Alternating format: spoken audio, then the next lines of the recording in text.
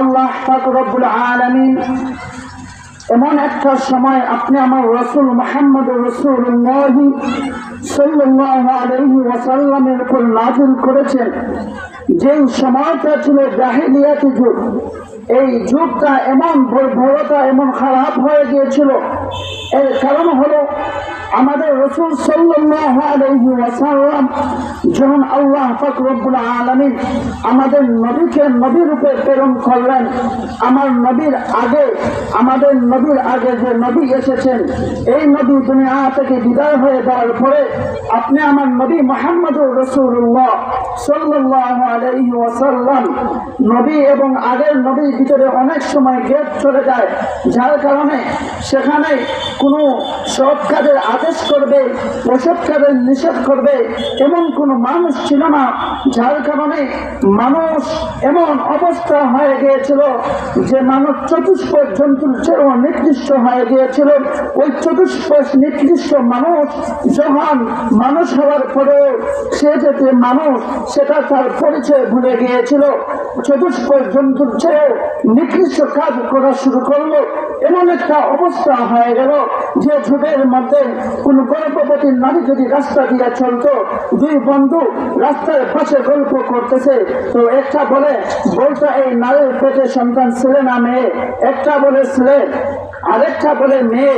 তারা এই মহিলার পেটে সন্তান ছেলে না মেয়ে সেটা পরীক্ষা করার জন্য জীবিত একজন মহিলাকে রাস্তার মধ্যে ফেলে তার পেট ফেলে দেখতো তখন সন্তান ছেলে না মেয়ে।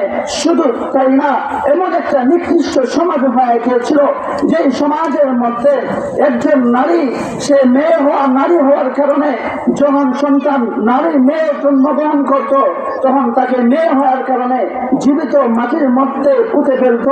এমন এই নিকৃষ্ট যুগের মধ্যে এই নিকৃষ্ট মানুষ থেকে আদর্শ মানুষ বানানোর জন্য সেই সময়ে আল্লাহ তাআলা নবী পাঠালেন, যে নবীর নাম হলো মুহাম্মদুর রাসূলুল্লাহ সাল্লাল্লাহু আলাইহি ওয়াসাল্লাম। ওই নবীকেও একটা কিতাব দিলেন, যে কিতাবের নাম হলো কুরআন। ওই কুরআন এসে তখন এই জাহিলিয়াতি যুগকে আদর্শ সমাজ বানিয়ে ফেলেছিল। কেমন আদর্শ সমাজ হয়েছিল, লম্বা কথা বলার সময় নাই, শুধু এতটুকু শুনেন কেমন আদর্শ সমাজ হয়েছিল। এমন আদর্শ সমাজ হয়েছিল যে গভীর রাত্রেও একজন নারী পর্দা ছাড়া সেজে গুজে রাস্তা দিয়া চললে কোনো পুরুষের কোনো মানুষের সম্ভব হয় নাই, সাহস হয় নাই এই মেয়ের সাথে ইত্তেদান করবে। আল্লাহু আকবার, এমন আদর্শবান মানুষ হয়ে গেল।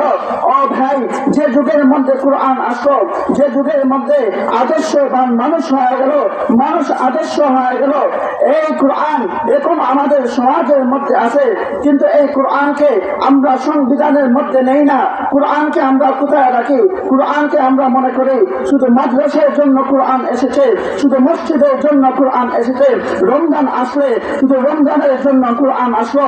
আমার বাপ বলল 5জন আলেমকে 500 টাকা করে খতম করিয়ে দিলাম, আমরা মনে করি কুরআন এই জন্য এসেছে।